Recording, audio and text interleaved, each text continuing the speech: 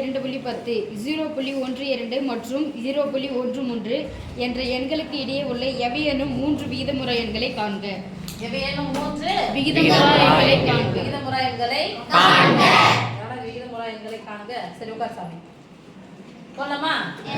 இது மாதிரி 8வது வரும்போதா 7ஆம் கிளாஸ்லயா 7ஆம் கிளாஸ்ல நம்ம சொல்லி தந்தது 7ஆம் கிளாஸ் 8ஆம் கிளாஸ்ல சொல்லி தந்தது. சரி 0.12 0.13 0 மறந்துங்க புள்ளி மறந்து 12 13 நடுவுல எதனா நம்பர் இருக்கான்னு பார்த்தா புள்ளி வச்சு தான் மாதிரி தான் போகும். அதனால என்ன பண்ணலாம் 0.12 அது பக்கத்துல என்ன 120 நினைச்சிக்கலாமா?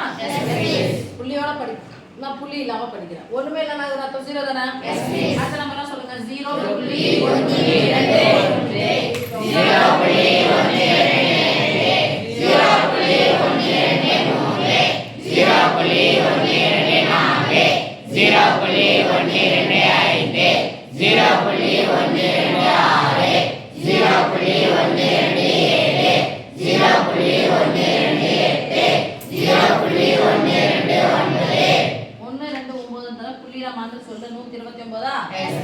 தெரிஞ்சாதான் அடுத்தது எண் கோடு வரைய முடியும் நம்மளால.